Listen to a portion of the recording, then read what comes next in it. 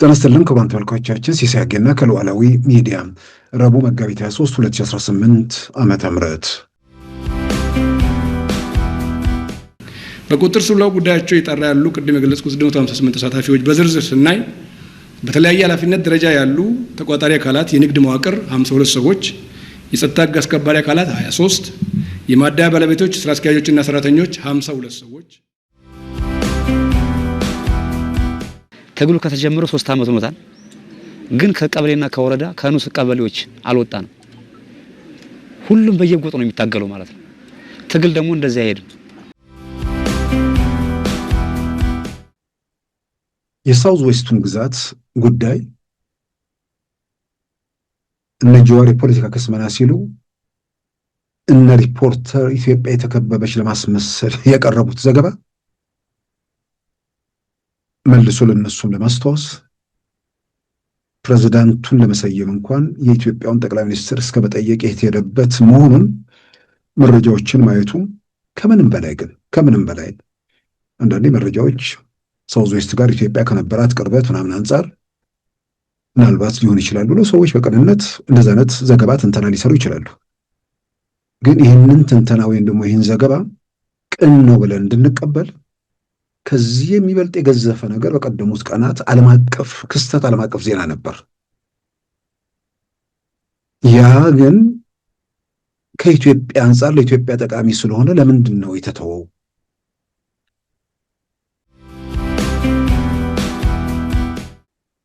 የ50 አለቃ ፍቅሩ ማርየን እንግዲህ መንገድ የሚከተሉ በ50 አለቃ ፍቅሩ የደነገጡ ምናልባት በቀጣይ ልባቸውን አንቀጥ እንዳይልም ጥንቃቄ ያደረጉ መጪውን ቢጠብቁም በዚሁ አጋጣሚ ማሳሰቡ ተገቢ ነው ብዬ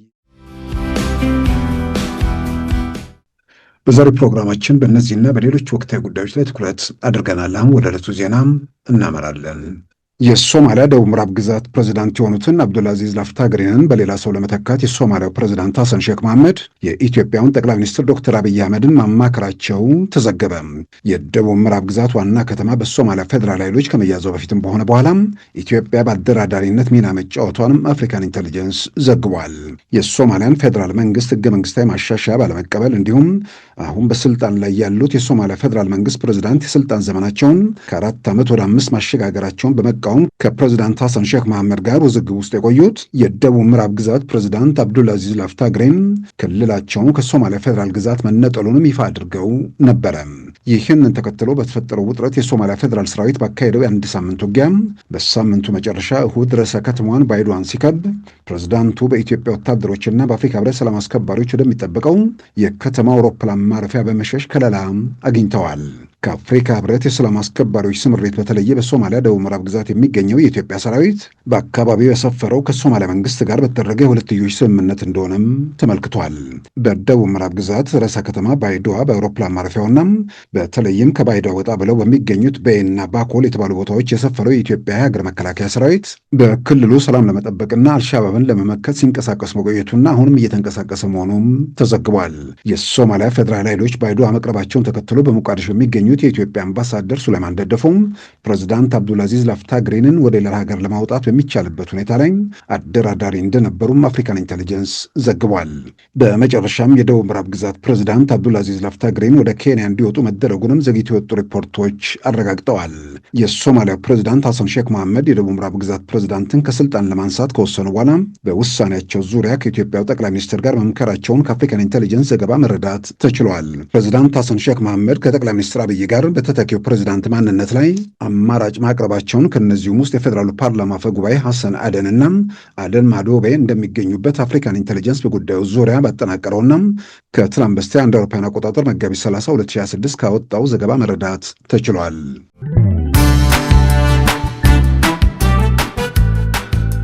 ሉዓላዊ ሚዲያን ይደግፉ። ስራዎቻችንን ለብዙ እንድናደርስ ሰብስክራይብ፣ ሼር፣ ላይክ በማድረግ ሉዓላዊ ሚዲያን ያጠናክሩ። እውነትን እንዘግባለን፣ ኢትዮጵያዊነትን እናቀነቅናለን። መድረኩ ግን ለሁሉም አመለካከት ክፍት መሆኑን እናረጋግጣለን። ሉዓላዊ ሚዲያ።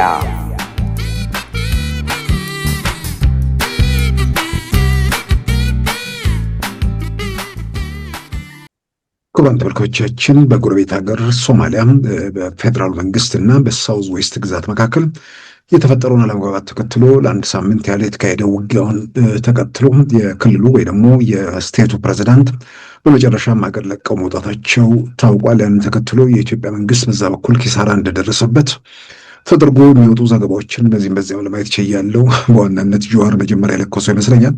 ከዛ በኋላ ሌሎችም ለመቀባበል ሞክረዋል። ኢትዮጵያ የሚታተመው ወይ ደግሞ የኢትዮጵያ ውስጥ የሚሰራጨው ሪፖርተር በዩቲዩብ ገጹ እሱም ያንን ለማስተጋባት የሞከረውን ተመልክቻለሁ። ምናልባት ኢትዮጵያ በተለያየ መንገድ ተከባለች ወይ ደግሞ ተጽዕኖ ደርሶባታል የሚለውን መልእክት በማስተላለፍ ምን ማግኘት እንደሚቻል ተጨባጭ ከሆነ መረጃ ነው። ተጨባጭ ያልሆነ ነገር ግን ሲሆን ምናልባት ምንድነው ፍላጎት የሚለውን ምናልባት ሰው እንደ ሚዲያ ሰው የሚጥመውን ነገር ለመስጠት ሊሆን ይችላል። እንደ ፖለቲከኛና እንደ አክቲቪስት ደግሞ በተለያየ መንገድ እየተበተነ ያለውን ኃይል ለመሰብሰብና ለማቆየት የሚደረጉ ጥረቶች ሊሆኑ ይችላሉ። ሁለቱም ግን በሐሰት ላይ የተመረኮዙ ስለሆነ የትም ርቀት ድረስ አብሮ መጓዝ የሚያስችል አይደለም። እውነታው ኢትዮጵያ የሳውዝ ዌስት ግዛት መቀመጫውን ባይዶ ያደረገውን አስተዳደር ለረዥም ጊዜ ስትደግፈው ቆይታለች። ሌላኛው እውነታ በሳውዝ ዌስት ግዛትና በሶማሊያ ፌዴራል መንግስት መካከል ያለው ቅራኔ እየተባባሰ መጥቶ ካለፈው ሳምንት ወደ ውጊያ መግባታቸው ግልጽ ነው። እዚህ ሂደት ውስጥ የማን ሚና ምንድን ነው የሚለውን ነገር በዚህ ጉዳይ ላይ በጸጥታ ጉዳይ ላይ መረጃ የሚሰጡ እና አፍሪካን ኢንተለጀንስ ላይ ወጡ ሪፖርቶችን ለተመለከተ ሰው የሳውዝ ዌስት ፕሬዝዳንት አብዱልአዚዝ ላፍታግሬን ሀገራቸውን ለቀው እንዲወጡ በተደረገው ጥረት ውስጥ ጦርነቱ እያየለ ሲመጣ ከለላ ለማግኘት በሄዱበት ቦታ ላይ በሁሉም ስፍራ ኢትዮጵያ ሚናዋ የጎላ መሆኑን ብቻ ሳይሆን ሁኔታዎች ፕሬዝዳንቱ እንደሚነሱ ከበቂ በላይ ምልክቶች ስለነበሩ ፕሬዝዳንቱን ማንሳት ብቻ ሳይሆን ፕሬዝዳንቱ ከተነሱ በኋላ ማን ፕሬዝዳንት ይሆናል የሚለውን በተመለከተ የሶማሊያ ፕሬዝዳንት ሐሰን ሼክ መሐመድ የኢትዮጵያውን ጠቅላይ ሚኒስትር አብይ አህመድን አማክረዋል። ይሄ ብልጽግና ያወጣው አይደለም ወይ? የኢትዮጵያ ቴሌቪዥን አይደለም? በጸጥታ ጉዳዮች ላይ ከፓሪስ የሚታተመው አፍሪካን ኢንተለጀንስ ላይ ትላንት ከትናንት በስቲያ የወጣ ዘገባ ነው። ስለዚህ ኢትዮጵያ አሁንም በሳውዝ ዌስት የሚሆን በአጠቃላይ በሶማሊያ አካባቢ ላይ ሚናዋ የጎላ ነው ብቻ ሳይሆን በመጨረሻ ደረጃም ሁኔታዎች ጦርነቱ ወይ ደግሞ ውጊያው እየከፋ ሲመጣ በደንብ ሬዚስታንስ አልገጠማቸውም። አነስተኛ ቀለል ያለ ነገር ነው የገጠማቸው። በባይዶዋ ዙሪያ ገባ አካባቢ ግጭቶች ነበሩ። ሁኔታው ግልጽ ስለነበር እሁድ ማታ እና እስከ ሰኞ ጠዋት ድረስ በነበረ ሂደት ውስጥ በሞቃዲሾ የኢትዮጵያ አምባሳደር ሱሌማን ደደፎ የሳውዝ ዌስት ግዛት ፕሬዝዳንት ሀገር ለቀው በሚወጡበት ሁኔታ ላይ የማነጋገር ወይ የማመካከሩን ስራ ሲሰሩ የነበሩ ትልቅ ሚና የነበራት ኢትዮጵያ መሆኗን ከአፍሪካን ኢንተለጀንስ ሪፖርት ላይ መመልከት ችለናል። የፓሪሱ በደህንነት መረጃዎች ላይ በትኩረት የሚሰራው ሚዲያ ማለት ነው። የኢትዮጵያ ሚና ምንድን ነው? እዚህ ውስጥ ኢትዮጵያ ሳውዝ ዌስት ግዛት ውስጥ የአፍሪካ ህብረት የሰላም አስከባሪ አለ። ኢትዮጵያ ግን ሳውዝ ዌስት ግዛት ውስጥ ያለችው በአፍሪካ ህብረት ሳይሆን በሁለትዮሽ ከሶማሊያ መንግስት ጋር በተደረገ ንግግር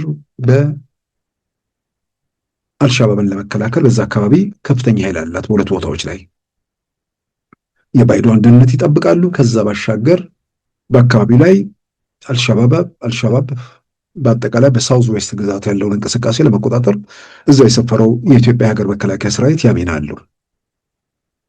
ስለዚህ የሶማሊያ መንግስት የኢትዮጵያን የሳውዝ ዌስት ግዛትን ያለ ኢትዮጵያ ይሁንታ ያለ ኢትዮጵያ ፈቃድ ለማንሳት ተንቀሳቅሶ ቢሆን ኖሮ ምን ቀላል እኮ ነገር ነው። ኢትዮጵያ ዩኒፎርሙን ቀይሮ የሶማሊያን ኃይል መውጋት ነው። የሳውዝ ዌስት ስቴት ወታደሮች ሆኖ መሰለፍ ነው። የከለር ልዩነት የለም። በአብዛኛው ዋይድዋ ማለት የሳውዝ ዌስት ግዛት ርዕሰ ከተማ ነች። ከዛ ባኮልና ቤ የሚባሉ ስፍራዎች ላይ በዋናነት የኢትዮጵያ መከላከያ ሰራዊት አለ። በተጨማሪም በአይድዋ ከተማ ባለው የአውሮፕላን ማረፊያም የኢትዮጵያ የሀገር መከላከያ ሰራዊት እንዲሁም የአፍሪካ ህብረት ሰላም አስከባሪዎች አሉ። ሳውዝ ዌስት ጋር የተፈጠረውን ሁኔታ ተከትሎ ግጭቱ እየተካሄደ በነበረበት ወቅት ከግጭቱን በፊት የሶማሊያው ፕሬዝዳንት ሐሰን ሼክ መሐመድ እዛ ቦታ ላይ ማንን እንደሚተኩ የስም አማራጮችን ሁሉ ለጠቅላይ ሚኒስትር አብይ አህመድ ሰጥቷል። አንደኛው የፌዴራሉ ፓርላማ አፈ ጉባኤ ናቸው። ሌላኛው ደግሞ ማዴቦ የተባሉ ግለሰብ ናቸው። ከዝርዝሮች ውስጥ የተጠቀሱት ማለት ነው። ሰውየውን የሳውዝ ዌስቱን አብዱልአዚዝ ላፍታግሪንን ሲነሱ ማን ይተካል የሚለውን የሶማሊያው ፕሬዝዳንት ከኢትዮጵያ ጋር መክረዋል። ከኢትዮጵያ ጠቅላይ ሚኒስትር ሁኔታዎች እየከፋ ሲሄድ ሰውየው ላፍታግሪን ከለላ ያገኙት የኢትዮጵያ ወታደሮችና ሌሎች ሰላም አስከባሪዎች ባሉበት የሶማሊያ የዓለም አቀፍ አውሮፕላን ጣቢያ ላይ ነው። በሶስተኛ ደረጃ ድርድር ተደርጎ ላፍታግሪን ሀገር ለቀው እንዲወጡ የማደራደሩ ሚና የተጫወተው የኢትዮጵያው አምባሳደር ሱሌማን ደደፎ ናቸው። እዛው ላይ አምባሳደር ሱሌማን ደደፎ በሚል በስም አይጠቀስም፣ ግን በሶማሊያ ኢትዮጵያ አምባሳደር ይላል። በሶማሊያ ኢትዮጵያ አምባሳደር ሱሌማን ደደፎ ናቸው ሞቃዲሾ ያሉት። እውነታው መሬት ላይ በገሃድ የሚነበበው በጸጥታ መረጃዎች ላይ ተመርኩዘው ዘገባ ያቀረቡ አካላት የሚሰጡት ምስክርነት ይሄ ነው። ይልቁንም ከዚህ ምስክርነት የምንረዳው ኢትዮጵያ ምን ያህል ተጽዕኖዋ በሶማሊያ ውስጥ እንዳለ ነው። ሶማሊያ ሉዓላዊት ሀገር ነች፣ ግን ሉዓላዊነቷን ለመጠበቅ በተለያየ መንገድ ባላት ደካማነት የፈረሰ ሀገር መልሶ ለመሰብሰብ የሚደረግ ሀገር በመሆኑ የፈጠረውን ክፍተት ሊሆን ይችላል። በግዛቷ ውስጥ የሚሾመው ፕሬዝዳንት ማንነትን በተመለከተ የክልሉን ፕሬዝዳንት ማለት ነው የሳውዝ ዌስትን የኢትዮጵያን ጠቅላይ ሚኒስትር ማማከራቸው ነው። ገንዘብ የተቀበለ ኢትዮጵያ እየኮሰመነች ነው፣ በዲፕሎማሲ እየኮሰመነች ነው ወይስ ተጽዕኖ እየጨመረ ነው? አጠቃላይ ሂደቱን ስንመረምረው ሳውዝ ዌስት የተባለው የሶማሊያ ግዛት የኢትዮጵያ ክልል ነው የሚመስለው። የኢትዮጵያ ሚና ስናይ ብቻም አይደለም፣ ራሷ ሶማሊያ በተወሰነ ደረጃ በኢትዮጵያ ተጽዕኖ ውስጥ ያለች ወይ ደግሞ ኢትዮጵያ አንድ ክልል ብለን ልንጠራ በምንችል ደረጃ በዛ ርቀት ውስጥ የሚታዩ ነገሮችም ናቸው ያሉት። በራሷ ግዛት ውስጥ ሰው መስሾመውን ሰው ለመሰየም ከኢትዮጵያ ይሁንታ የምትጠይቅበት ደረጃ ላይ መድረሷን የሚያሳይ ነው። ይሄ ዲፕሎማሲ ኩስመና ነው ወይስ በዲፕሎማሲ ልቆ ከፍ ብሎ መታየትን የሚያረጋግጥ ነገር ነው? የሆነ ወቅት ላይ የሆነ ነገር ስለረጨ ከዛ በኋላ ይህንን የሚሽር ነገር በአደባባይ በየቀኑ እየታየ ሲመጣ መሸሸግ ቢያንስ ጥሩ ነው። መሸሸግ ባይኖር እንኳን አንዳንድ ነገሮችን አላየሁም አልሰማሁም ብሎ ማለት፣ ምክንያቱም በጎ ነገር መመስከር የፖለቲካ ኪሳራ ነው ብሎ ስለምታምኑ ማለት ነው። በምንድን ነው ኩስመናው? በዲፕሎማሲ እኮ ይኸው ሳውዝ ዌስት 13ኛው የኢትዮጵያ ክልል እስኪመስለን ድረስ የኢትዮጵያን ሚና አፍሪካን ኢንቴሊጀንስ ላይ በዝርዝር አንብበናል። የፖለቲካ ታላቅነት የዲፕሎማሲ ከፍታ ነው ወይስ ውድቀት ነው? አይኑን ለገለጠ የሚታየውን ለሚያነብና የሚጨበጠውን ለሚዳስስ ሰው የሚያረጋግጥልን ይሄንን ነው። ዲፕሎማሲ ሌላ፣ ዝም ብሎ የሰሞኑን ክስተት ብሉምበርግ፣ ሮይተርስ በቀደሙት ቀናት ከትናንት በስቲያ የወጧቸውን ዘገባዎች ኢትዮጵያ በአንድ ጊዜ ውስጥ የ13.1 ቢሊዮን ዶላር የውጭ ኢንቨስትመንት ከቻይና፣ ከፖላንድ፣ ከኬንያ ከምናምን ተብሎ ተዘርዝሮ በሪል ስቴት፣ በማዕድን፣ በተለያዩ ዘርፎች ኢትዮጵያ ውስጥ ኢንቨስት ለማድረግ 13.1 ቢሊዮን ዶላር ሲኪዩር ያደረገች አረጋገጠች፣ ፈረመች ብለው የኢትዮጵያ መንግስት መገናኛ ብዙሃን አይደሉም። ብሉምበርግን፣ ሮይተርስን የተመሳሰሉ በዓለም አቀፍ ደረጃ ተሰሚ ተጽዕኖ ፈጣሪ የሆኑ ሚዲያዎች ላይ ወጣ ዘገባ ነው። ይሄ የመኩስመና የመዳከም ምልክት ነው። አጋጣሚ ሆነው በቀደሙት ቀናት ራሱ አጠቃላይ ባለፉት 5 ዓመታት ኢትዮጵያ በዚህ በኤፍዲአይ በሚባለው ፎሬን ዳይሬክት ኢንቨስትመንት በ5 ዓመት ወደ 18.6 ቢሊዮን ዶላር አግኝታለች። ይህ ትልቅ ነው፣ ጥያቄ ውስጥ የሚገባ አይደለም። የ5 ዓመቱን ሲባል ከኢትዮጵያ ልቃ የተገኘችው በ5 ዓመታቱ የቀጥታ የውጭ ኢንቨስትመንት ግብጽ ነች። ከዚህ ግብጽ ቀጥሎ በአፍሪካ ውስጥ ሁለተኛው ኢትዮጵያ መሆኗን ዳታዎች ያሳያሉ። ይሄ እንግዲህ በቀደሙት 5 ዓመታት የሆነውን ነው። ትልቅ መሻሻል ተገኘበት የተባለው 2025 አካባቢ ላይ የነበረው ራሱ 4 ቢሊዮን ዶላር አካባቢ ነው ጠቅላላ። ስለዚህ ያም ሆኖ ወዶ በአፍሪካ ውስጥ ከግብጽ ቀጥሎ በሁለተኛ ደረጃ ላይ ማለት ነው። አሁን የ5 ዓመቱን ተቀራራቢ ብለን ልንጠራው ባንችል እንኳን በጣም በደንብ የተጠጋ 13.1 ቢሊዮን ዶላር አዲስ አበባ ላይ በተጠራ የኢንቨስትመንት ፎረም ላይ በአንድ ጊዜ ኢትዮጵያ ይህን አገኘች። ዝም ብሎ 13.1 ቢሊዮን ዶላር ኢንቨስት ለማድረግ ፖላንድ፣ ቻይና ምናምን ዝም ብሎ ይመጣል? መሬት ላይ ያለው እውነታ ኢትዮጵያ ውስጥ ያለው ኢኮኖሚያዊ እንቅስቃሴ ብዙ ነገሮችን አውጥተው አውርደው አስጠንተውና መርምረው በሚያዋጣቸውና የሚበጃቸው መሆኑን አረጋግጠው ነው። ስለዚህ ኢትዮጵያ እየኮሰመነች ነው ወይስ የሚለውን ተዘግቶባቸው ለሚውሉ ዘግታችሁ ለምትጫወቱባቸው እሱን እየተናገሩ መቀጠል ይቻል ይሆናል። ብዙ ርቀት ግን መሄድ እንደማይቻል ከቀን ወደ ቀን ግልጽ እየሆነ መጥቷል።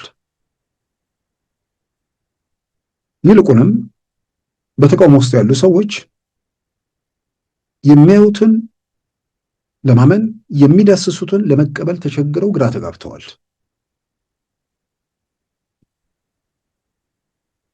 ሁኔታዎች በፍጥነት እየተቀያየሩ ነው።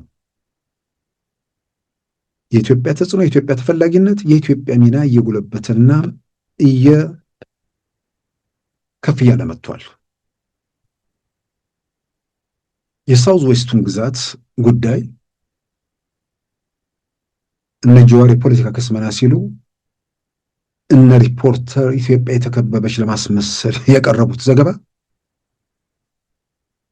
መልሶ ለነሱም ለማስታወስ ፕሬዝዳንቱን ለመሰየም እንኳን የኢትዮጵያውን ጠቅላይ ሚኒስትር እስከ መጠየቅ የተሄደበት መሆኑን መረጃዎችን ማየቱ ከምንም በላይ አንዳንዴ መረጃዎች ሳውዝ ዌስት ጋር ኢትዮጵያ ከነበራት ቅርበት ምናምን አንጻር ምናልባት ሊሆን ይችላል ብሎ ሰዎች በቅንነት እንደዛ አይነት ዘገባ ትንተና ሊሰሩ ይችላሉ። ግን ይህንን ትንተና ወይም ደግሞ ይህን ዘገባ ቅን ነው ብለን እንድንቀበል ከዚህ የሚበልጥ የገዘፈ ነገር በቀደሙት ቀናት ዓለም አቀፍ ክስተት፣ ዓለም አቀፍ ዜና ነበር። ያ ግን ከኢትዮጵያ አንጻር ለኢትዮጵያ ጠቃሚ ስለሆነ ለምንድን ነው የተተወው? ኢትዮጵያ ላይ ባለው የኃይል አሰላለፍ ቲፒኤልኤፍ ሻዕቢያ፣ ፋኖ፣ ሸኔ እንዲሁም ሌላው ጽምዶ ሱዳን ውስጥ ያለው የአልቡርሃን ቡድን ነው። በግልጽ አርሚ ሰባ የተባለውን የቲፒኤልኤፍ ኃይል እዛ ሀገር ከለላ ሰጥቶ ሲሰለጥንም ስልምን ሲልም እያየን ነው። ይህ ኃይል ከነዚህ ጋር በመተባበር ብቻ ሳይሆን ለኢትዮጵያ መከራ ለማምጣት ከሚደረገው እንቅስቃሴ ውስጥ የራሱ ሚና ሊጫወት የተዘጋጀ ኃይል ነው።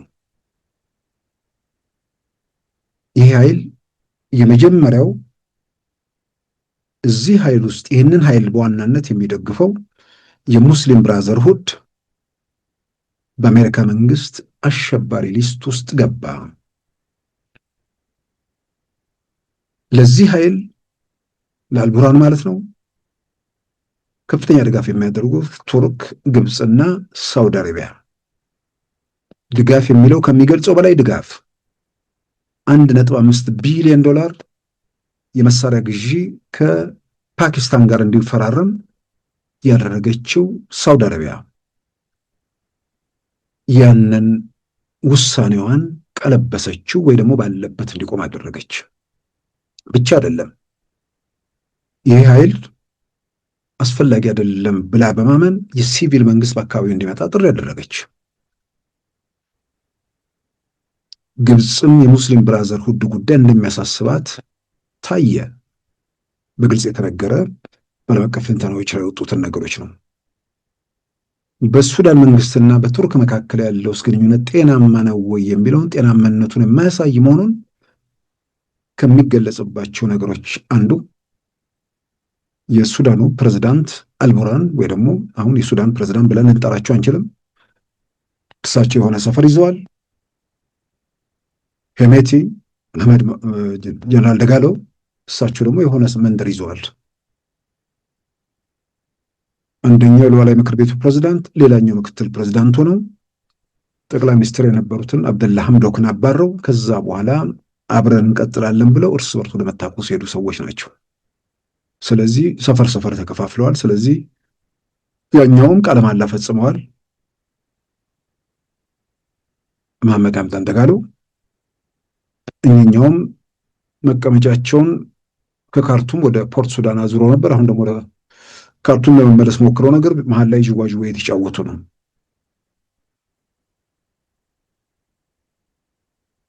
ይሄ ቡድን ማለት የአልቡርሃን ቡድን ከቱርክ ጋር ያለውን ግንኙነት በተመለከተ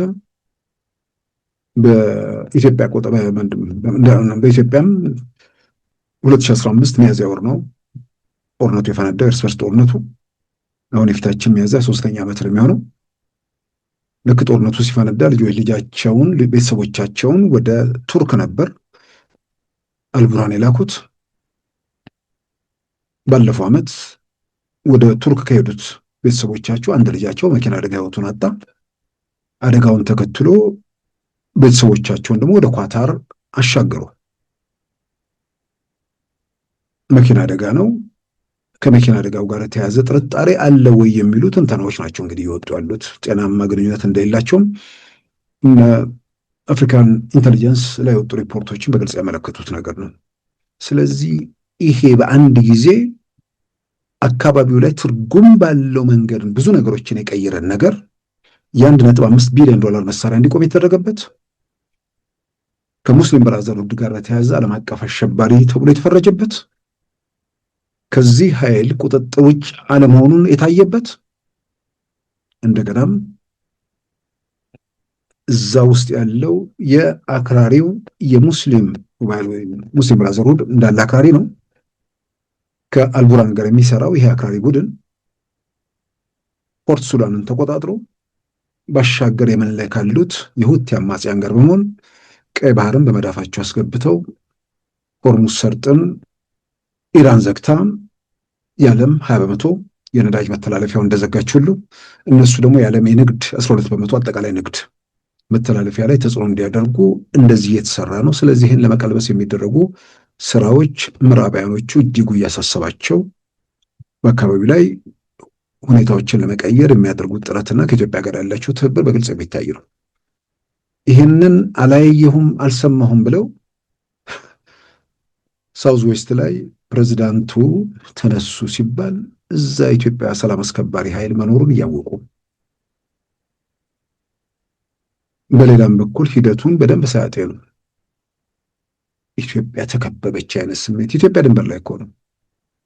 ኢትዮጵያ ከዚህ ቀደም የተናገረችው ነገር ነው። በኢትዮጵያ ድንበሮች አካባቢ የማንም የሰላም አስከባሪ ኃይል እንዲሰማራ አልፈቅድም ብላለች። ሌላውን ነገር ትተን ማለት ነው። እና ሳውዝ ዌስት ሶማሊያ ግዛት ላይ የተፈጠረው ነገር ኢትዮጵያ ጋር በስምምነት የታለፈበት ሂደት የመጨረሻው ሽኝቱም በኢትዮጵያ አደራዳሪነት ፕሬዝዳንቱ ደህንነት ሲፈልጉም ኢትዮጵያ ከለላ የሰጠችበት አጠቃላይ ሂደቱን የኢትዮጵያ ሚና የጎላበትና ኢትዮጵያ ከፍተኛ አስተዋጽኦ ያደረገችበት ሁኔታዎች መሆናቸውን የሚያሳዩ ነው። ምናልባት አንዳንዴ በፕሬዝዳንቱና ማለት በሳውዝ ዌስት ፕሬዝዳንትና በዋናው ፌዴራል ፕሬዝዳንት በሐሰን ሼክ መሐመድ መካከል ያሉ ነገሮች እየተቃረሩ መምጣታቸው፣ ነገሮች እየተወጠሩ መገኘታቸውን ተከትሎ ምናልባት መውጫው መንገድ ሌላ ሰው መቀየር፣ የሚቀየረው ሰው ደግሞ የኢትዮጵያ ይሁንታ ያለበት መሆኑን ኢትዮጵያ ያንን አስባ በዛ መንገድ ሄዳበት ይሆናል ተብሎ ይታመናል። ያው ቀደም ሲል በዘገባው እንደጠቀስኩት የኢትዮጵያ መንግስት የኢትዮጵያን ጠቅላይ ሚኒስትር አማክረው አማራጭ የሰጡበት ሁኔታ ጭምር ስላነሳን ነውና ይህን አጠቃላይ ሁኔታ መሬት ላይ ያለ ምኞትን ወይ ደግሞ ሰው ደስ የሚለውን ማለትም በጩኸት በግርግር ላይ ያለው አካል የሚያስደስተውን ነገር ለመስራት የሚደረጉ ጥረቶች ያንንም እየሰማው ይቀጥላል። እየሰማ እየተበተነ ይሄዳል። መጨረሻ ላይ እርስ በርሳችሁ ማውራት የምትችሉበት ሁኔታ ሊፈጠርም ይችላል። ዞሮ ዞሮ ግን ሁልጊዜም በፖለቲካ በተቃውሞ ውስጥ ያሉ ሰዎች በየቀኑ ተቀባይነታቸውን እየጣሉ የሚሄዱት ነገር ሌላ ቀን ሁኔታዎች ሲስተካከሉ በኢትዮጵያ ፖለቲካ ውስጥ ሚና ሊኖራቸው ስለሚችል አሁን ግን በአብዛኛው ብዙ ነገሮችን በራሳቸው ላይ ችግር እየፈጠሩ ስለሆነ ከዚህ በኋላ ብዙ እድልም አላቸው ብዬም አላምንም። በሚታይ በሚጨበጥ በሚዳሰስ ነገር ላይ ጨፍኖ የሚደረጉ ክርክሮች ራስን ትዝብት ውስጥ መጣል ብቻ ነው የሚሆነው። በአንድ በኩል በፕሮፓጋንዳ በምናምን ሰውን ለመያዝ ይሞከራል። በሌላ በኩል ጥይት በመተኮስ ደግሞ ለዚሁ ድጋፍ የሚሆኑ ነገሮች ሲካሄዱ ቆይተዋል። ያው እየተኮሱ ያሉ ለውጥ እናመጣለን ሲሉ ሲንቀሳቀሱ የነበሩ ሰዎች እነሱን ተማምነው የሽግግር መንግስት ምናምን እያሉ ሲያልሙ የነበሩ ወገኖች አሁን ላይም የሽግግር መንግስት የሚለውን አጀንዳ መልሰው እያውለበለቡ መሆናቸውን እናውቃለን። ጥያቄ ውስጥ የሚገባ ነገር ለም እስከ መጨረሻው ድረስ ያውለበልቡታል። ለአንዳንዶቹ መደበሪያ ነው። የተወሰነው ሰው ከሰማ ያንኑ እያልክ ትቀጥላለህ። ያለዛ ዲፕሬሽኑ ከባድ ነው። ከሂደት መውጣት በሆነ ወቅት ላይ ተጽዕኖ ፈጣሪ የሆነ ዘመን ላይ ደግሞ ተመልካች ምንም ወደ መሆን ደረጃ ሰዎች ሲሄዱ ግራ መጋባት የሚፈጠርባቸው ሁኔታዎች አሉ። ትልቁ ነገር አምኑበትም ይሁን ሳምኑበት በተሳሳተ መረጃም ይሁን በሌላ ኢትዮጵያ ውስጥ በዚህም በዚያም ሁከት በመፍጠር ግርግር በመፍጠር ሰላም በመንሳት ሂደት ውስጥ ተዋናይ የሆኑ አካላት የሰላምን መንገድ ከጊዜ ወደ ጊዜ እየመረጡ በየቀኑ ወደ ሰላም ሂደቱ እየገቡ መምጣታቸውን በግልጽ እያየን ነው። ከትናንት በስቲያ ይመስለኛል ኢትዮጵያ ውስጥ ኮማንዶ ስልጠና የወሰደ 50 አለቃ ፍቅሩ ማሩ የተባለ ምናልባት የሱን ከቅርብ ጊዜያት ወደ የተለየ የሚያደርገው ነገር አለ። የሰጠውንም አጭር መግለጫ ተከታትያለሁ በአማራ ክልል መገናኛ ብዙሃን ላይ። የተለየ የሚያደርገው ትልልቅ በንቅናቄ ውስጥ የሚታወቁ እነ ኮሎኔል ፋንታሁን እነ መቶ አለቃ ማስረሻ እንዲሁም ሌሎች በስፋት ወደ ሰላሙ መድረክ ተመልሰዋል። በሌላ በኩል ደግሞ እንደዚሁ ዋነኛ ተዋናይ ከሆኑት ውስጥ እነ የሸዋ ፋኖ እነሱ ደግሞ በመርኮ ይሁን በሆነ ከሂደቱ ወጥተዋል።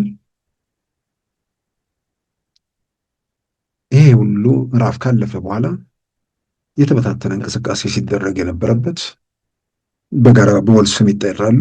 ሲንቀሳቀሱ ግን በተናጠል መሆኑ በተለያየ መንገድ የሚታወቅ ነው። አሁን እሱን ዘግተን በአንድ አመራር ስር ተሰባስበን ተብሎ በቅርቡ መግለጫ ተሰጥቶ በዛ አዲስ በተሰባሰበው ውስጥ በአመራር ደረጃ ኮር በሚሉት መዋቅር በአዛዥነት ሲሳተፍ የነበረ ሰው ወደ ሰላም መድረክ መጣ። ከዛ በኋላ ንፋስም የሚመባል ነገር የማይገባበት፣ ከዚህ በኋላ ሁሉን ነገር ፋኖ አንድ ሆኗል፣ የተደራጀ እንቅስቃሴ ያደርጋል፣ የመንደር ለመንደር ሽፍትነት ያበቃል የሚል አይነት ነገር መግለጫ ነበር ስንሰማ የነበረው።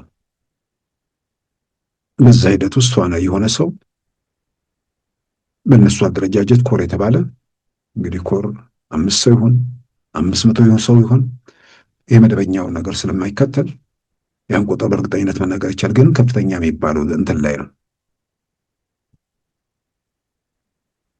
ይህ ሰው ወደ ሰላም መድረክ ከመጣ በኋላ የተናገራቸው የገለጻቸው ነገሮች አሉ። የመጀመሪያው ሁሉን ነገር ዘግተናል፣ ተሰባስበናል፣ ከዚህ በኋላ ምንም ነገር አይኖርም የሚል መግለጫ በተሰጠ በአጭር ጊዜ ውስጥ መሆኑ። በሌላም በኩል ባለፈው ነሐሴ ነው መስከረም አካባቢ ትልቅ ኦፕሬሽን ቲፒኤልኤፍ ጭምር ተካቶበታል የተባለውን ኦፕሬሽን በተመለከተ እዛ ውስጥ ተዋናይ የሆነ በአዛዥነት ወይ በመሪነት ሲሳተፍ የነበረና በወቅቱ መግለጫ ሲሰጥ የነበረ ሰው እሱ የሚታወቅ በተለያየ መድረክም ሲያስተንት ምንድን ነው በከፍተኛ ደረጃ ሲጠቅሱት የነበረ ሰው ነው። መጣ፣ ወደ ሰላም መድረክ መጣ። ወደ ሰላም መድረክ ከመጣ በኋላ ያነሳቸው ነጥቦች አሉ። ሁልጊዜ በየአጋጣሚው ስንል የነበረውን ነገር ከባለቤቱ ማድመጡና ለሌሎችም ማረጋገጡ ይጠቅማል። 3 ዓመት ሆነን ከቀበሌ ማለፍ አልቻልንም። ቀበሌ ለቀበሌ ነው ስንል በቀበሌና በንዑስ ቀበሌ ነው ስንንቀሳቀስ የኖር ነው። ትግሉ ከተጀመረ 3 ዓመት ሆኖታል። ግን ከቀበሌና ከወረዳ ከንዑስ ቀበሌዎች አልወጣንም። ሁሉም በየጎጥ ነው የሚታገለው ማለት ነው። ትግል ደግሞ እንደዚህ አይሄድም። እኔ ሁሉ ትግል አለ ብዬ ወጥቻለሁ። እየታገልኩ ነው የነበረው። ይሁን ለኛ ደጋግመን የምንለው ነገር ነው። እዛው ሜዳ ላይ መኖር አያስፈልግም። ካላችሁ የትኛው ወረዳ ላይ ናችሁ ያላችሁት የሚለውን አብዝተን ደጋግመን ስንጠይቅ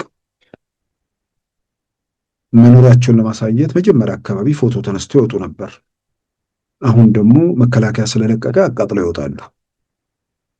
አይውሉባትም፣ አይቆዩባትም። ስለዚህ መንቀሳቀሻቸው ሙያቸው መንቀሳቀሻቸው ቀበሌ ነው። ይሄ ቀደም ሲልም አንድም ሰው ነገሮችን ሲያጤን ሲገመገም የሚደርስበት ነው። አሁን ግን ባለቤቱ መጥቶ 3 ዓመት ሙሉ ቀበሌ ለቀበሌ ነው የምንንከራተተው፣ ለዚህ ምክንያት የሆነ በሚል የሚሰጣቸው ነገሮች አሉ። በጋራ ስም ብንጠራም በየሰፈር የተቧደንን የሚል ነገር አንስቷል። ወጥ መዋቅር አለመኖር ትልቁ መሰረታዊ ችግር ነው። ከሁሉም በላይ ግን ዓላማው ነው ወሳኙ ነገር። የአማራን ገበሬ፣ የገጠሩን ሰው፣ የከተማውን መንበል ይሄ ጨፍኖ በተቃውሞ ውስጥ ያለውን ሳይሆን ማሰብ ለሚችል መመርመር ለሚችል ሰው አሁን ስልጣን ያለው መንግስት ላይ ለመተኮስ ከህወሓትና ከሸኔ ጋር ለማበር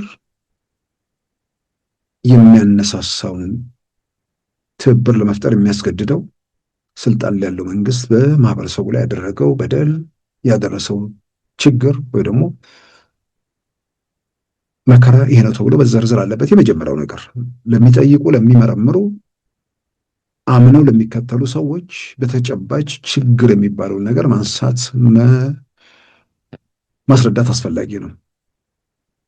ለሚጠይቁ ሰዎች የሚሆን ይሄ ነው የሚባል ከጠቅላይ ሚኒስትር አብይ መንግስት ጋር ተያይዞ በአማራ ህዝብ ላይ በሌላ በኩል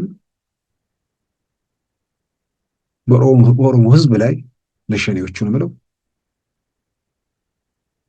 ስልጣን ላይ ያለው መንግስት ተጠያቂ ማድረግ የሚያስችል ለመተኮስ ግድ የሚል ሁኔታ አለ ወይ የሚለው መሰረታዊ ነገር ነው። ብዙሃኑ ጋር ያለው ነገር ማለት የብዙሃኑ ስል ያው በተቃውሞ ውስጥ ያለው ብዙሃኑ ከተቃውሞ ውስጥ ካለው ብዙሃኑ ማለት ነው የተለየ ነገር ስለማይሰማ የሚጥመውን የሚስማማውን ሁሌ የተበዳይነት መርዶ የሚነግረውን ፍራሽ እንዲያወርድ ብቻ የሚገፋፋውን እሱን ዘውትር እያደመጠ በዘላቂነት ምን አይነት የጤና የአእምሮ ችግር እንደሚደርስ ራሱ የጤና ባለሙያዎች ወይ ደግሞ ስነ አእምሮ ባለሙያዎች ይፍቱት። እንደዛ ላለው ሰው ምክንያት አያስፈልግም። በምክንያት የሚንቀሳቀሱ ሰዎች ምናልባትም እኮ ተጨባጭ የሆነ እኮ ምክንያት ቢኖራቸው ይሄ ስብስቡ ደካማ ቢሆን እንኳን አቅም ያላቸው ሰዎች ሂደት ውስጥ ሊገቡና ነገሩን እኮ ቅርጽ ሊሰጡት ይችሉ ነበር። ትግሉ ለሚያስቡ ለሚጠይቁ ሰዎች የሚሆን ነገር ባለመሆኑ ባለቤቱን ዋናው የችግሩ ምንጭና የመከራው ምክንያት የሆኑ ቡድኖችን ከፌዴራሉ መንግስት ጋር ሆኖ በጋራ መዋጋትና በጋራ መታገል ሲገባ ከነዚህ ኃይሎች ጋር ሆኖ የፌዴራል መንግስት ላይ ጩኸት ከዛም ተኩስ ውስጥ መግባት ትርጉም ምንድን ነው የሚለውን ነገር ራሳቸው ዛሬ ላይ ቆመው በተገቢው ሊመልሱት ይገባል። አመኘበት ነው የገባሁት ይላል። ግን ከገባው በኋላ የማያቸው ነገሮች ህዝቡን ከመከራ የምንፈታበት ሳይሆን የህዝቡን ስቃይ የምንጨምርበት መሆኑን የተረዳሁት ነው የሚለው። ቢያንስ ከ8 እና ከ7 ወንድሞች በላይ ገብር ያለው በዚህ ትግል ላይ ማንም አስገዶኝ ሳይሆን በፍላጎት ነው የወጣሁት። ስወጣ ግን ትክክለኛ ትግል ያለ መስሎኝ ነበር። እውነት ያዘለ ትግል መስሎኝ ነበር። ግን ከገባን በኋላ ይህን ትግል ከጀመርነው በኋላ የአማራ ማህበረሰብ እንኳን ነፃ እናወጣው ቆርጦ በኢኮኖሚ እያደቀቅን በኢኮኖሚ እያዳከምነው ዛም አልፎ ደግሞ በድህነት አረንቋ ተዘፍቆ እየታየ ይገኛል ማለት ነው የአማራ ማህበረሰብ። ያም ካልነ ደግሞ ለምሳሌ ወልቃይትን ራያን የተሸጡበት ምክንያት አለ። ሁለተኛ ደግሞ አማራን ሲበድል የነበረው ከዚህ በፊት ሲበድል የነበረው አካል አሁን ደግሞ ያ አካል አማራን አግዛለሁ ከአማራ ጎን ነኝ ብሎ ተሰልፎ እዋጋለሁ የሚል አካል አለ። ግን በጠቅላላ ትግሉ ተሽጧል። እና አሁንስ ብዬ ስጠይቅ አሁንስ ብሎ የሚነሳ ይነስም ይብዛ የተወሰነ ሰው ይኖራል ብዬ ተስፋ አድርጋለሁ። የሆነ ሰውን እንትን ለማለት በቃ ካሁን በኋላ እስከ ዛሬ የነበረው ችግር ስላልተሰባሰቡ ነው፣ አንድ መሪ ስለሌላቸው ነው። ካሁን በኋላ ያ ምዕራፍ ተዘጋ። አሁን የምንሰማው ያ ብቻ አይደለም። አንዳንዴ ራስን ማዘጋጀት ነው። የሆነ መርዶ ሲመጣ ወደ ብዙ ነገሮች የምንድነው የውስጥ አካላት ምናምን ላይ ሆነ ፌለር እንዳይገጥም የተወሰነ ጥንቃቄ ያስፈልጋል። የከፋ ነገር ሊመጣ እንደሚችል የባሰ ነገር እንደሚከተል እሱን አምነው ለዛም ራሱን ከወዲሁ ማዘጋጀቱ በጣም አስፈላጊ ነው ብዬ አምናለሁ። ትልቁ ነገር ሰዎች የሚያምራቸውን የነሱን አምሮት ስለ አምሮታቸው ሲሉ መኖራቸው ክፋት የለበትም። የሚያስደስታቸው የሚሰሙት ነገር እሱን እየሰሙ ለዛ ሲሉ መኖር ክፋት የለበትም። ለነሱ አምሮት ሲባል ግን ሰዎች እየሞቱ ሀብት ንብረት እየወደመ ተማሪዎች ትምህርት ቤት እንዳይሄዱ መከራ እየተቀበሉ መሆኑን እሱን አስበው በተለይም ደግሞ በዚህ ተቃውሞ ምናምን ያሉ ሰዎች የሃይማኖት ሰዎች ነው ምናምን የሚሉ ሰዎች ሰማለሁ። ፈጣሪ ቤት ሲሄዱ የእነርሱ ልጆች ከትምህርት ማዕድ ሳይርቁ ከትምህርት ማዕድ መራቅ አይደለም ትምህርት ቤት እንዳያረፍዱ እየተጠነቀቁ የገጠር የድሃው ልጅ ለ3 ዓመታት ተከታታይ ከትምህርት ማዕድ ርቆ ከእውቀት ተፋቶ ደንቁሮ እንዲኖር ሲፈረድበት ቤተ እምነት የሚሄዱ ሰዎች ሃይማኖት አለን ለሃይማኖታችን እንሞታለን የሚሉ ሰዎች የነሱ ሃይማኖት የነሱ እምነት ስለ ሰው ልጆች ስለ ሌላው ደህንነት ስለ ሌላው መከራ ስለ ሌላው ጭንቀት ስለ ሌላው ፈተና ግድ አልባነት ነው የነሱ እምነት። በነዛ ስቃይ የፖለቲካ ትርፍ መስራት ነው የነሱ እምነት።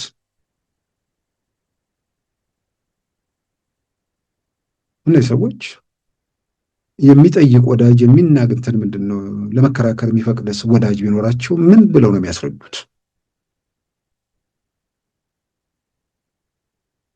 የጠቅላይ ሚኒስትር አብይ መንግስት አማራ ክልል ላይ ምን አደረገ ብለው ነው የሚከሱት? በምክንያት የሚመስሉ ነገሮች የሚነሳው ሞቱን ማስቀረት አቃተው። የአጠቃላይ ነገሮችን በተሟላ ነገር ለማያነብ ሰው፣ በሌላም በኩል ደግሞ እንዲህ አይነት ውጥንቅጥ ውስጥ ያላለፈ ሰው እየሆነ ባለው ነገር መደንገጡ፣ መሸበሩ፣ ግራ መጋባቱ የሚጠበቅ ነው በቅንነት ካየነው። ግን ግድያውን ለማስቆም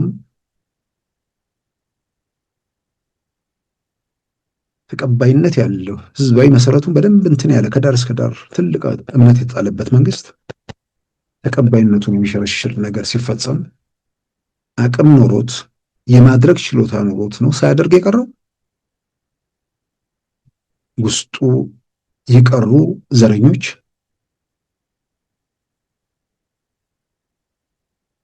በተለያየ መንገድ የቲፒኤልኤፍ ጉዳይ አስፈጻሚዎች ለውጡን ለመቀልበስ የመቸናል የሚሉትን ነገር ሁሉ በሰው ደም የሚነግዱ ሰዎች እነዚህ ሁሉ በቅንጅት በትብብር የሚያደርጉት እንደሆነ ከታመነ ፖለቲካውን ለሚያነብ ለሚገነዘብ ሰው ዛሬ ተቃውሞ ጎራ ውስጥ ሆነው በሆነ ጊዜ አኩርፎ ሄዱ ሰዎች ያን ይህንን በደንብ ተረድተው በአደባባይ ሲያስረዱ የነበሩ ሰዎች ናቸው።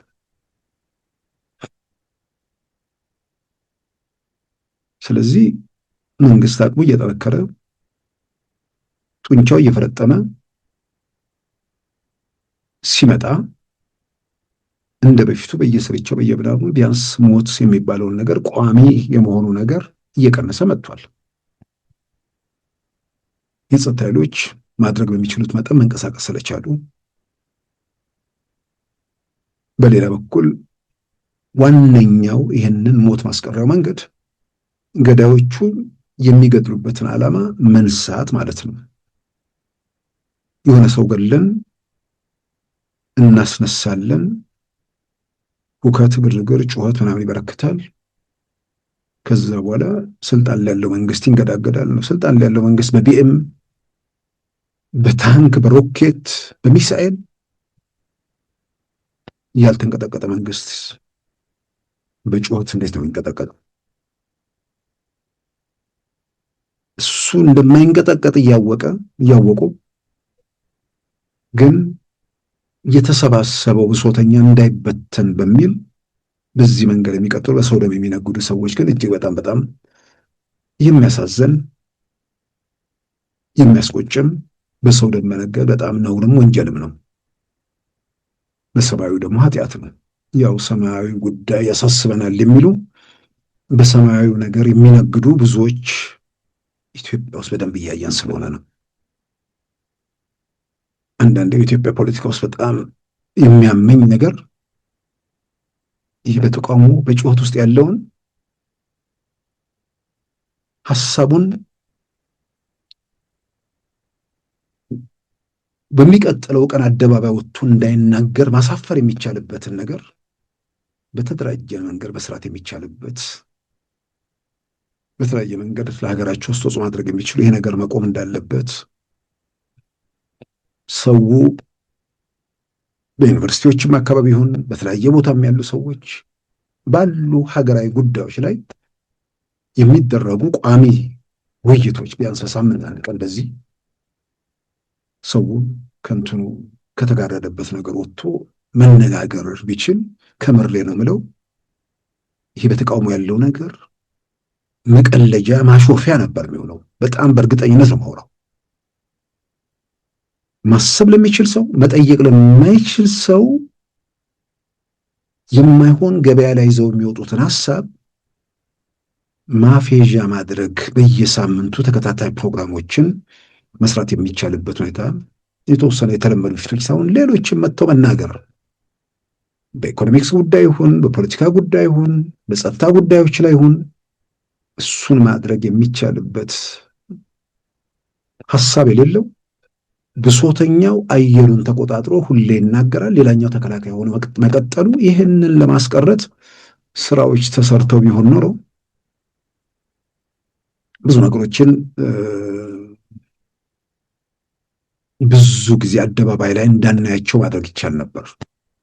እርግጥ ነው አሁን በሌላው ወገን ይሄኛው ባይሰራው ተዘግቶበት የነበረው ሰው ተስፋ እየቆረጠ እየተወረጠ እየተበተነ ስለሄደ መጨረሻ ላይ ባዶ ቤት ብቻቸውን ማውራት የሚችሉበት ሁኔታ ይፈጠራል ብዬ አምናለሁ። ግን እንዲህ አይነት ብሶት እንትን የሚሉ ሰዎች መደበሪያቸው ስለሆነ ይቀጥላል። አሁን ደግሞ እዚህ ዘመኑ ቴክኖሎጂው ስለፈቀደ የሽግግር መንግስት የሚል ነገር በጣም ደስ የሚላቸው ሰዎች አሉ። ራሳው ስማቸውን ሽግግር ብለው ቢቀይሩት የበለጠ ጥሩም ይሆናል ብዬ አምናለሁ። ለነሱም ምናልባት ያንን ሁሌ ዘውትር ስለሚሰሙት ቃሉ ስለሚጥማቸው ሊሆን ስለሚችል ከቃሉ ጋር በጣም ከተጣበቁ በፍርድ ቤት ስማቸውን ወደ ሽግግር ቢያስቀይሩ አንዳንዶቹም ሽግግር አንድ ሽግግር ለሰላት ሊሉ ይችላሉ። ያው ሰው ሲጠራቸው ሲሰሙት ደስ ካላቸው ሽግግር የሚለውን ሊያቆሙት ይችላሉ። እንዲህ አይነት የሚያሳዝን ሁኔታ ውስጥ ሰውን እያባከኑት ግራ እያጋቡ ያሉ ሰዎች በተሳሳተ መረጃ በተዛባ ሁኔታ በማደናገር መቀጠል የሚቻልበት ሁኔታ ብዙ ርቀት ከዚህ በኋላ ብዙ ርቀት መሄድ የሚችልበት የለም። ስለዚህ ፌዴራል መንግስቱ ላይ ጥያቄ ማንሳት የሚቻል ነገር ያግድያውን ለምን አስቆመም የሚል ቅን የሆነ ጥያቄ፣ ቅን የሆነውን ጥያቄ ደግሞ በደንብ ሲመረመር ያለበት ሁኔታና አቅሙ ብዙ ነገሮችን መገምገም፣ ዛሬ ደግሞ ያለንበት ሁኔታ ፈትሾ ለምን እንደሆነና ዛሬ ያ ነገር እንዴት እየመከነ እንደመጣ ለመረዳት ያስችላል። በሌላ በኩል ደግሞ የሆነች ግርግር ስትፈጠር ሄዶ ንጹሐንን የሚፈጁ ሰዎች ሲኖሩ ያችን ደግሞ በማውለብለብ አሜሪካ፣ አውሮፓ ያውም እኮ በእምነት መድረክ ላይ እኮ ነው አርሲ ላይ ሰው ሲገደል አሜሪካ ላይ ገንዘብ እንዲዋጣ ይደረጋል። ለሚሞቱ ሰዎች አይደለም፣ ለተፈናቀሉ ሰዎች አይደለም፣ ለሚጎሳቆሉ ሰዎች አይደለም። እዛ ጋር ሰዎች ሲገደል ቤተክርስቲያናችን እዚህ ሆነን እንጠብቅ፣ ለሱ ኪስ ይደልክ በእምነት ስም ለሚሸቅጡት ለሚነግዱት ኪስ ማደለቢያ ማለት ነው። እንዲህ ስንት ጉር ነው ያየነው። ይሄ 8 ዓመት ሆነን ለመናገር በአንድ በኩል በፈተና በስቃይ በሰቆቃ የሰዎች ሞት፣ የሀብት ንብረት ውድመት፣ ብዙ ነገር ባይኖር ኖሮ ማን ምንድን ነው የሚለውን ነገር ለመለየት ሁሉም ጭምብሉ ተገፎ እርቃኑን የሚቆምበት ሁኔታ በመፈጠሩ እንደ በጎ ነገርም አይቶ ተገቢ ነው። ብዙ ተሸፍኖ በጅምላ ሲጓዝ የነበረ ሁሉ በአደባባይ የተገለጠበት፣ በሌላ በኩል ደግሞ ኢትዮጵያ ኢትዮጵያ የሚለውን ከመጠን በላይ ሲያውለበልቡ የነበሩ ሰዎች የብሔርተኞቹን ጩኸት የዘረኞችን ጫጫ ተሰምተው ኢትዮጵያዊነት ሲፈትን ተመልካች ለመሆን የመረጡበትም ደግሞ ሁኔታ ታይቷል። ሲሞቅ በማንኪያ ሲቀዘቅዝ በእጅ የሚባል ነገር የለም። እሳቱ ሲለበልብ ሀገር ለማዳን ከሆነ በየትኛውም ጥይትም ጭምር ቢሆን ለዛ መዘጋጀት ነው። ለዘረኞች ጩኸትና ጫጫታ በዚህ ደረጃ እጅ መስጠት ብዙ ነገሮችን ታዘበናል፣ ብዙ ነገሮችን አይተናል። ግን በፈተና በብዙ ነገር ውስጥ ማለፍ ነገን በጠንካራ መሰረት ላይ ለማቆም ሰዎች ምን አይነት ናቸው፣ በየሰፈር በየቡድን በየመንደር በየምናምን የተደራጁ የሚለውን ነገር ለመፈተሽም ለመመርመርም በብዙ መልኩ እድል የሰጠ ነው ብዬ አምናለሁ። ሌላው የሚነግዱበት ከመካከለኛው ምስራቅ ጦርነት ጋር ተያይዞ የነዳጅ ጉዳይ ነው። ዘውትር ፌስቡክ ላይ ምናምን ይህንን ነው የሚጽፉት። ይሄ ሽግግር መንግስት ባዮቹ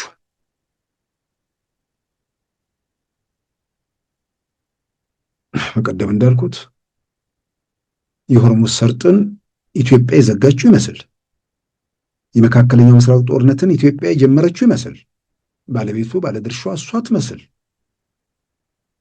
እዛ ጉዳይ ላይ ኢትዮጵያን ተጠያቂ ለማድረግ ወይ ደግሞ ኢትዮጵያ ውስጥ ያለውን ነገር ለፖለቲካ ተርፍ ለማንተን ለማለት ለመመንዘር የሚደረገው ነገር እጅግ በጣም ይገርመኛል። ነዳጅ የሌላት ሀገር ነች። ነዳጅ ገና የተፈጥሮ ጋዝ እሱ ስራ ላይ ያለ ነገር ነው። እንደና አሜሪካ ያለው ደግሞ ለትውልድ የሚጨነቀው ሂውስተን አካባቢ ግዙፍ ለስንት ዘመን የሚበቃ ነዳጃቸውን አይነኩም እያስገቡ ይኖራሉ። በኢትዮጵያ ደረጃ ከተፈጥሮ ጋዝ ውጭ እስካሁን እንደዚህ ብሎ የሚጠቀሰው ነገር የለም። በሌላ በኩል ደግሞ የባህር በር የሌላት ሀገር ነች። ኢኮኖሚካሊ ገና ለመነሳት የምትሞክር የምትጣጣር ሀገር ነች። ባልተቋረጠ የጸጥታ ችግር ውስጥ ያለፈች ሀገር ነች። ኮቪድ ምንም ደግሞ እዛው ላይ ተጨምሮ ብዙ ነገር የተፈተነበት ሀገር ነው።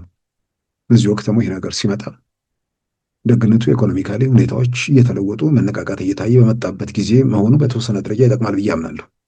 ጠቅሟል ማለትም ይጠቅማል ሳይሆን ጉዳቱን በተወሰነ ደረጃ ቀንሶታል።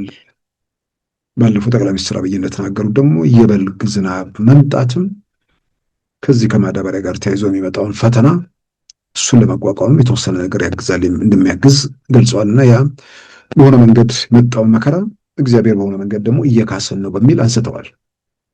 ዞሮ ዞሮ እዛ የተከሰተው ነገር ዓለም አቀፍ ችግር ነው፣ ዓለም አቀፍ መከራ ነው። ይህም በተመለከተ እንግዲህ በኢትዮጵያ በኩል የቀጠናዎች ትብብር ሚኒስትሩ ዶክተር ካሳሁን ጎርፌ በሰጡት መግለጫ ላይ ኢትዮጵያ በቋሚነት ነዳጅ ከምትገዛባቸው ሀገሮች በተፈጠረው ሁኔታ ነዳጅ ማቅረብ እንደማይችሉ ግልጽ አድርገዋል። በሆርሙዝ ሰርጥ በኩል ነዳጅ ከሚተላለፍባቸው ሀገሮች አንዷ ኢትዮጵያ ነች። ይሄ ኢትዮጵያ ላይ ጫና አድርጓል። ያም ሆኖ የግድ ደግሞ ነዳጁም ስለሚያስፈልግ በሁለትና በሶስት እጥፍ በተለያየ መንገድ ነዳጅ እየገዛን እያስገባን ነው። አሁን ትልቁ ችግር ያለው በናፍጣ ላይ ያለው ችግር ነው። ቀደም ሲል እስከ 9 ሚሊዮን ሊትር በቀን ውስጥ እንትን ሲል ነበር። አሁን ወደ 4.5 ሚሊዮን ሊትር አካባቢ ነው። ናፍጣው ላይ ያለው በጣም ከፍተኛ ልዩነት ይታያል። በቤንዚን አካባቢ ያን ያህል ችግር የለም።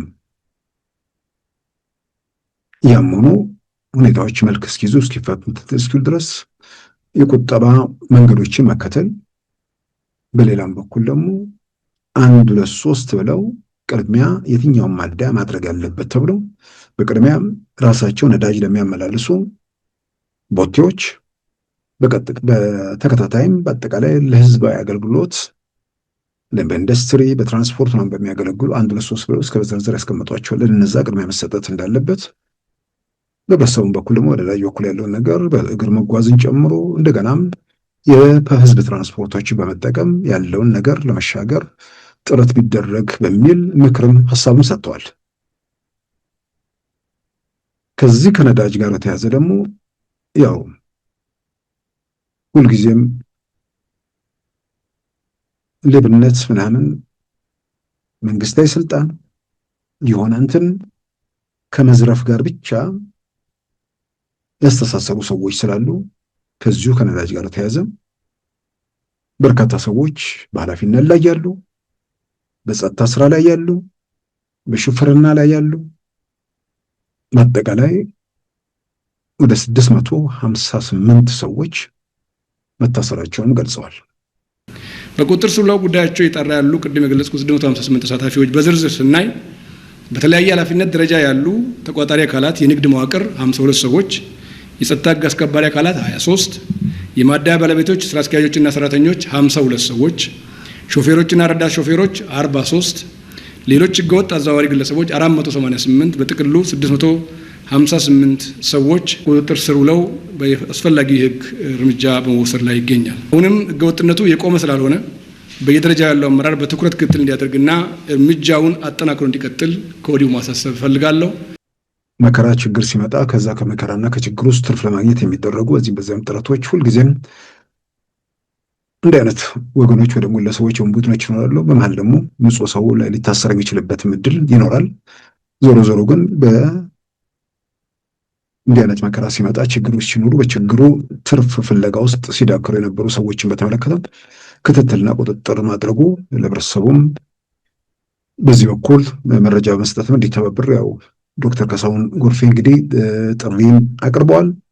በአጠቃላይ ከነዳጅ ጋር ተያይዞ ባለው ነገር ላይ የሆነ ኮሚቴ መቋቋሙንም እያንዳንዱ ነገሮች በተመለከተ በዝርዝር መረጃዎች እንደሚሰጡ ተገልጿል። በአጠቃላይ በዚህ በመካከለኛው ምስራቅ ያለው ሁኔታ የሆርሙዝ ሰርጥ መከፈት፣ በአጠቃላይ የጸጥታ ሁኔታ መረጋገጥ፣ ነገሮች ቀስ ብለው ወደ ነበሩበት ይመለሳሉ ተብሎ ተስፋ ይደረጋል። እስከዛ እንግዲህ ባለው ሁኔታ ላይ በጥንቃቄ ማድረግ የሚገባውን በህብረተሰቡ በኩል የራሱን የጥንቃቄ እርምጃዎች መውሰድ፣ ያ ደግሞ የሚያስከትላቸው በተለይም የሸቀጦች ዋጋ ንረት እንዲመሳሰሉ ነገሮች ወደዛ ሁኔታ ውስጥ እንዳይገባ ደግሞ በመንግስት በኩል ማድረግ የሚገባውን ነገር እያደረገ ሁኔታዎችን መከራው ጊዜ እስኪያልፍ ያው በትብብር በመደጋገፍም ለመውጣት መሞከሩ በጣም አስፈላጊ ነው።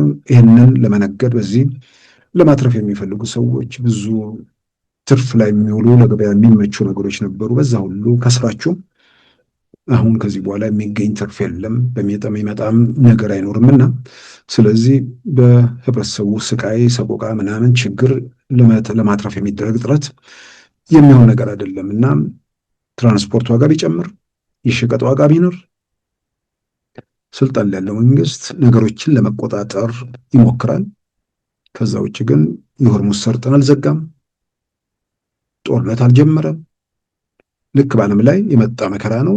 ኢትዮጵያም ያን መከራ ተጋፍጠዋለች። ያን መከራ ግን በአቅማችን ኢትዮጵያ በተለያየ መንገድ ኢኮኖሚ ጫና ያለባት ሀገር፣ ምክንያቱም ከሆነ መንገድ ውስጥ ለመውጣት የምትሞክር ሀገሮች ስለሆነች ያ ህብረተሰቡን እንዳያጎብጠው ደግሞ መንግስት በማድረግ የሚገባውን ነገር እንዲያደርግ፣ በሌላውም በኩል ደግሞ እየተባበሩ መቀጠል በጣም አስፈላጊ ነው። የፖለቲካ ትርፍ፣ የፖለቲካ ንግድ ከዚህ በኋላ ብዙ ትርፍ የሚያወጣ አይመስለኝም። ቀደም ሲል እንዳልኩት የሀምሳ አለቃ ፍቅሩ ማርየን እንግዲህ መንገድ የሚከተሉ በሀምሳ አለቃ ፍቅሩ የደነገጡ ምናልባት በቀጣይ ልባቸው ምናምን ቀጥ እንዳይልም ጥንቃቄ ያደረጉ መጪውን ቢጠብቁም በዚሁ አጋጣሚ ማሳሰቡ ተገቢ ነው ብዬ አምናለሁ። ክቡራን ተመልካቾቻችን የዛሬ ረቡዕ መጋቢት 22 2018 ፕሮግራማችን በዚሁ ተጠናቀዋል። ጤና ይስጥልን።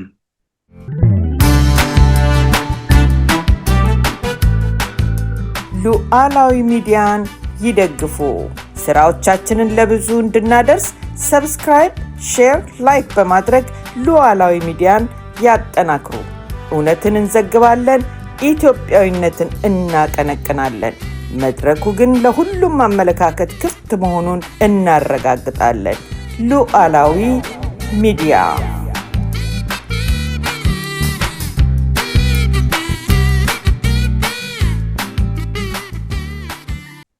የዛሬ ረቡዕ መጋቢት 23 2018 ፕሮግራማችን በዚሁ ተጠናቋል። ጤና ይስጥልን።